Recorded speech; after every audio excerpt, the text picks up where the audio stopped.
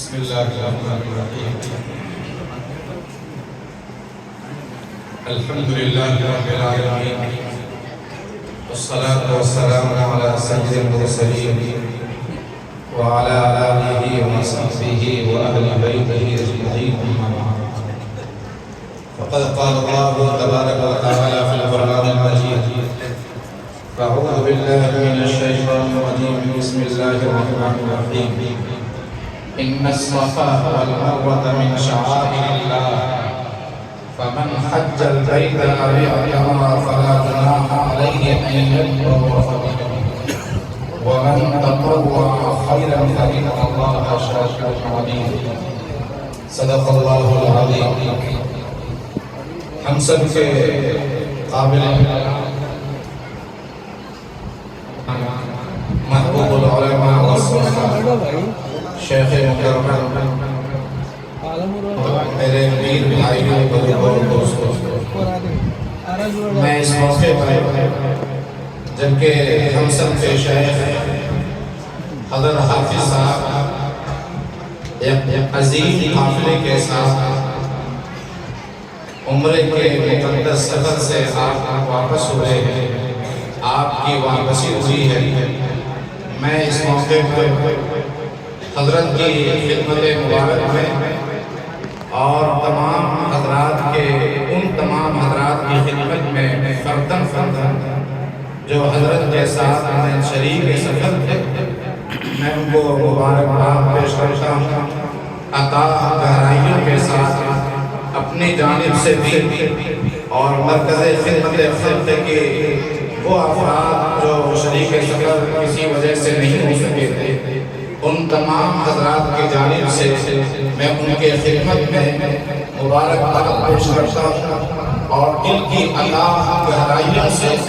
میں ان کی خدمت میں اپنی بے پناہ مسرت کا اظہار کرتا ہوں۔ عمرہ یہ دراصل حرمین شریفین کی زیارت اور صفا اور مروہ کے درمیان سعی کا نام ہے۔ ایک شخص جب کوئی آدمی عمرے کی نیت سے اپنے گھر سے نکلتا ہے تو واپس ہونے تک وہ اللہ کا مہمان ہوا کرتا ہے، اور دنیا میں بھی ہمارے پاس کوئی مہمان آئے تو ہم ہرگز اس کی توہین نہیں کرتے، بلکہ ہم ان کی عزت کرتے ہیں، احترام کرتے ہیں، کیونکہ یہ ہمارے ایمان کا حصہ ہے۔ تو رب کائنات اس طرح اپنے مہمان کی قدری کر سکتا ہے۔ اسی لیے امام الانبیاء علیہ السلام نے ارشاد فرمایا کہ جب کوئی آدمی حج یا عمرے کے لیے جاتا ہے تو اللہ تبارک و تعالیٰ ان کی کوئی دعا رد نہیں کرتا ہے، ان کی کوئی دعا رد نہیں ہوتی ہے، بلکہ اللہ تبارک و تعالیٰ ان کی ہر دعا کو قبول کرتا ہے۔ اس لیے وہ لوگ جو گئے تھے وہ اللہ کے خاص مہمان تھے اور وہ اللہ کے مقرب بندوں میں شامل تھے، ان کی ہر دعا اللہ کے یہاں مستجاب تھی، چاہے اپنے اعتبار سے جیسے بھی ہو، لیکن جب عمرے کے سفر میں گئے تو اللہ کے مہمان ہو گئے۔ اور یہ پیسے کی کوئی اہمیت نہیں ہے، بلکہ یہاں جو چلے اور پھر واپس ہوئے، اللہ تعالیٰ نے اس سفر کے لیے انہیں قبول کیا ہے، یہ اللہ کی عظیم نعمت ہے۔ امام الانبیاء علیہ السلام نے اپنے حیات طیبہ میں 4 عمرے کیے تھے۔ آپ نے ایک عمرہ تو آپ نے حدیبیہ سے کیا تھا سن 6 ہجری میں، جو آپ نے خواب میں دیکھا تھا کہ آپ مکہ المکرمہ میں بیت اللہ کا طواف کر رہے ہیں اور آپ سفر میں تشریف لے گئے تو آپ کا دل مچل گیا اور آپ نے صحابہ سے جیسے یہ خواب سنایا، وہ صحابہ کرام جن کو بیت اللہ کی زیارت میں ایک عرصہ گزر چکا تھا، وہ طلب اٹھے اور امام الانبیاء علیہ السلام کے ساتھ میں جانے کے لیے بیدار ہو گئے۔ آپ حدیبیہ تک گئے لیکن پھر واپس آنا پڑا، کیونکہ کفار مکہ نے کہا کہ آئندہ سال آپ آ سکتے ہیں، جو ایک لمبی تاریخ ہے۔ ایک سفر تو یہ تھا عمرہ کا، اور دوسرا عمرہ کا سفر اگلے سال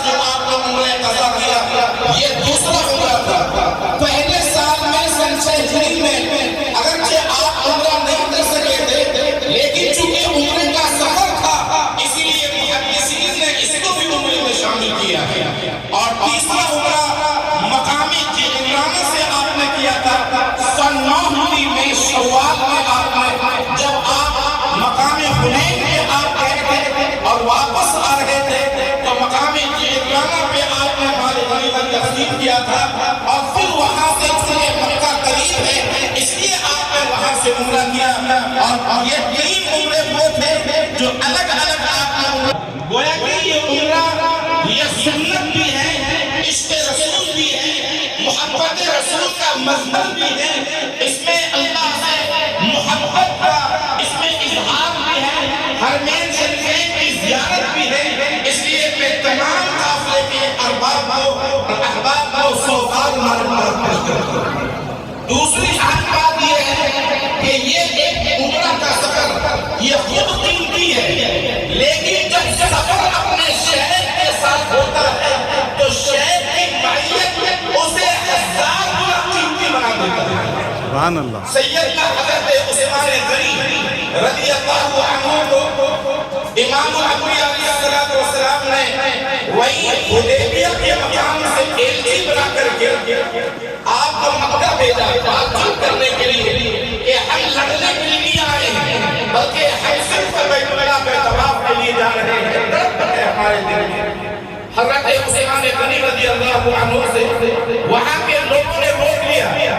ان کی قربت تھی ان کا خاندانی تعلق تھا اور تو ہمارے مکہ نے یہ کہا کہ اگر تم چاہو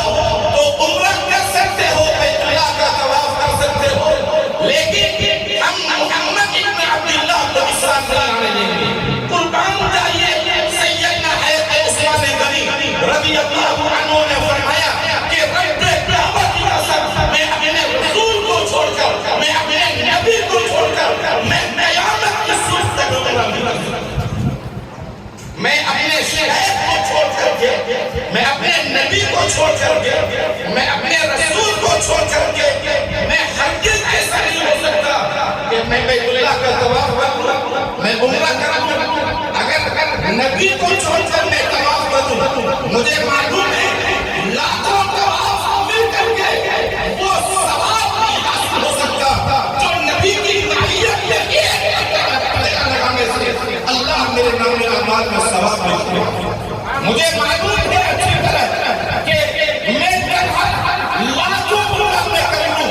میں وہ فضیلت میں نہیں کر سکتا میں وہ ثواب حاصل نہیں کر سکتا مجھے وہ شرف حاصل نہیں ہو سکتا جو میں اپنے نبی کے ساتھ مل کر کے جو عمرہ کرنے میں مجھے شرف نہیں کیا ثواب بھی نہیں کیا حالانکہ 6 سال کا عرصہ گزر چکا تھا اور بیت اللہ کا طواف کے لیے دل اندر سے ضرورت رہا دل بے چین تھا موقع تھا کہ نبی وہاں ہے اور یہاں آپ عمرہ کر سکتے تھے یہاں اندر سے دل بے چین تھا لیکن نبی کو چھوڑ کر کے عمرہ کے لیے تیار نہیں ہوئے کیوں اس لیے کہ نبی کے ساتھ عمرہ ہوتا ہے وہ زمین سے اٹھ کر کے عرش سے جا کر جاتا ہے اور اس عمرے کا مقام بھی عجیب ہے حضرت ابو بکر صدیق رضی اللہ عنہ نے اور دیگر حضرات صحابہ کرام نے آپ کے پردہ فرمانے کے بعد بہت عمرے کی اور طواف کیا لیکن انہیں اس بات کا احساس تھا کہ حضور کے ساتھ جو میں نے حج کیا ہے حضور کے ساتھ جو میں نے عمرہ کیا ہے میں زندگی بھر عمرہ کرتا رہوں لیکن اس کے باوجود اس کے مقام کو نہیں پا سکتا اگر ایسا ہو جاتا کہ استاد کے بغیر کتاب پڑھنے کا اگر شخص مل جاتا ثواب مل جاتا علم آ جاتا فن میں مہارت پیدا ہو جاتی تو پھر ان دینی مدرسوں میں جا کر کے اساتذہ کی کیا ضرورت ہر آدمی اپنے گھر میں کتابوں کا ذخیرہ بنا کر کے شروحات بنا کر کے ترجمہ بنا کر کے پڑھ لیا کرتا لیکن تاریخ بتاتی ہے کہ ایک بھی کوئی بھی طالب علم بغیر استاد کے وہ منزل کو نہیں پا سکتا اس لیے اگر کوئی شخص عمرہ کرتا ہے اور عمرہ اپنے شہر کے ساتھ کرتا ہے تو اس کا کیا مقام اس لیے میں 1 لاکھ مرتبہ پھر دوبارہ مبارکباد پیش کرتا